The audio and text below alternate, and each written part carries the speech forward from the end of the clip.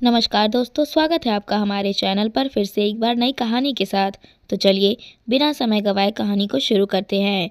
मयंक पिछले 5 दिनों से नोटिस कर रहा था कि जब से सुनीता अपने मायके से आई है तब से कुछ उखड़ी उखड़ी सी नज़र आती है। 2-3 बार पूछा भी पर उसने हर बार टाल दी। मयंक को समझ नहीं आ रहा था कि सुनीता जब मायके गई तब तो बेहद खुश थी। फिर ऐसा क्या हुआ वहाँ कि सुनीता का मूड पूरी तरह से बदल गया। सुनीता के भाई की 3 महीने पहले ही शादी हुई थी, लेकिन मम्मी जी की तबीयत अचानक खराब होने के कारण शादी होते ही दूसरे दिन उन लोगों को वहां से रवाना होना पड़ा था। पर अब जब दोबारा मायके जाने का प्रोग्राम बना तो पूरे 20 दिन सुनीता वहां रह कर आई। कितनी खुश थी वह कि भाभी के साथ रहेगी, उन्हें काफ़ी कुछ सिखाएगी और साथ ही उनसे काफ़ी कुछ सीखेगी भी। आखिर सुनीता की शादी को भी कोई ज़्यादा वक्त नहीं हुआ था, सिर्फ 1 साल ही तो हुआ है। अभी भी बहुत कुछ सीखने सिखाने के लिए।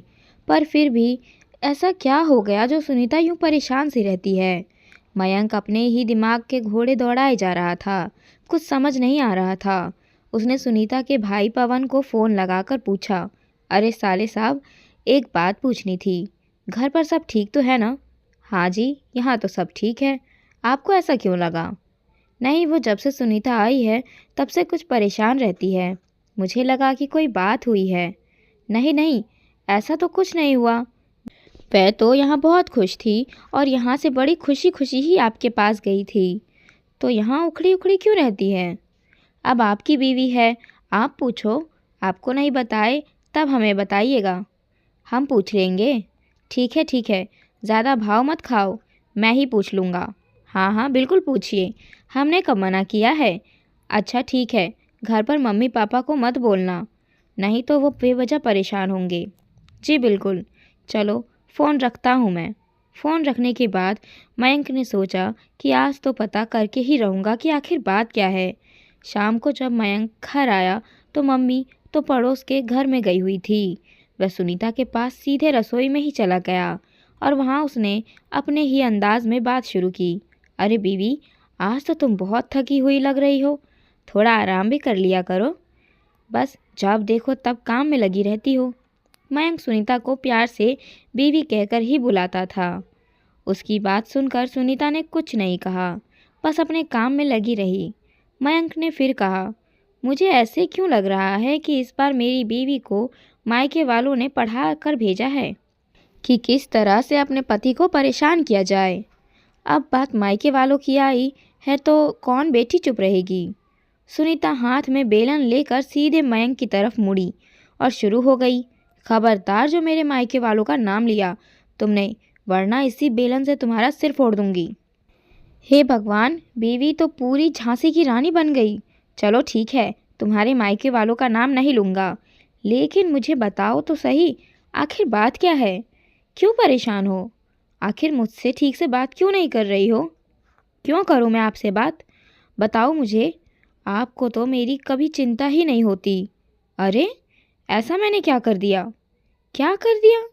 कुछ सीखो पवन से। अभी शादी को 3 महीने ही हुए हैं, लेकिन वह अपनी पत्नी की कितनी मदद करता है।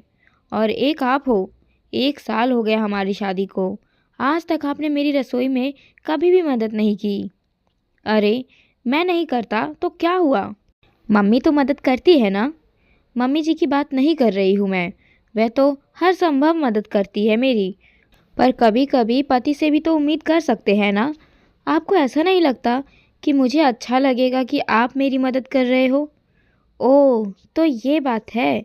चलो कोई नहीं, आज मदद कर देता हूँ। अच्छा, क्या मदद करोगे आप मेरी? बनाना तो मुझे कुछ आता नहीं, मैं ना सब्ज़ी साफ़ कर देता हूँ। वैसे क्या सब्ज़ी बना रही हो? भिंडी की सब्ज़ी बना रही हूँ। ठीक है, मैं भिंडी कट कर देता हूँ। जी बिल्कुल, भिंडी धोकर कट कर लीजिएगा।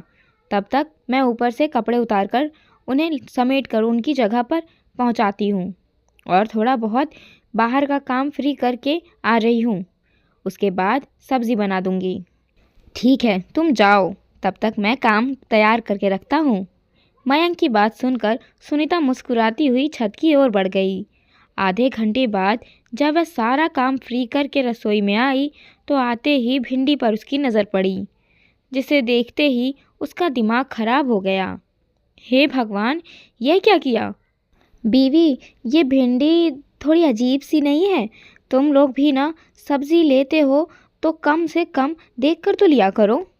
कैसी भिंडी ली है? यह देखो, चिपचिपी सी, इसमें तो लार जैसा कुछ निकल रहा है।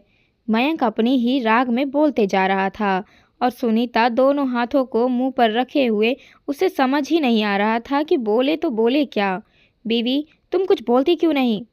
पतिदेव, भिंडी को काटने के बाद धोई थी। हाँ, सब्जियों को काट कर धोकर ही खाना चाहिए, नहीं तो इनमें कीटाणु रह जाते हैं जो हमारे लिए हानिकारक होते हैं। बचपन से पढ़ते आ रहे हैं, इतना भी नहीं पता? नहीं पता है, पर आज एक चीज़ और पता चली। वह क्या?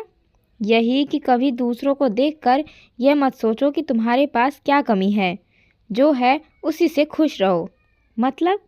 मेरी मति मारी गई थी, जो मेरे भाई को देखकर मैंने आपसे कहा कि रसोई में मेरी मदद करो, और सीधे सब्जी काटने को दे दी। हे भगवान, तुम्हें तो कुछ भी नहीं आता। अरे यार, धीरे धीरे सीख लूँगा ना। अरे जब सीखोगे तब सकोगे। पर अब क्या बनाऊँ मैं? एक काम करो, दाल ही बना लो। चलो मैं मदद कर देता हूँ। बिल्कुल नहीं, मुझे आपकी कोई मदद नहीं चाहिए। चुपचाप रसोई से बाहर निकल जाओ। जब धीरे धीरे सीखोगे ना, उसके बाद ही रसोई में कदम रखना, ठीक है? ठीक है ठीक है, नाराज़ क्यों हो रही हो? मयंक चुपचाप रसोई से निकल गया। रात को खाना खाते समय सुनीता ने मम्मी जी को दाल परोसी, तो मम्मी जी ने कहा, बेटा आज तो भिंडी बनाने वाली थी ना, दाल क्यों बना ली? मम्मी जी, भिंडी खराब निकली, इसीलिए आज दाल बना ली। भिंडी तो देख कर ली थी मैंने, अच्छी और ताज़ी लग रही थी। चलो कोई नहीं, आज दाल ही खा लेते हैं। जी। सुनीता का ध्यान मयंक की तरफ गया, जो मोबाइल में आंखें गड़ाए अपनी हंसी दबाने की कोशिश किए जा रहा था।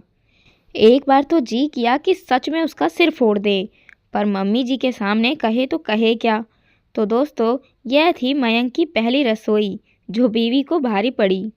लेकिन उसके बाद मयंक ने धीरे धीरे काम सीख लिया और अब वह कई कामों में सुनीता की मदद कर देता है।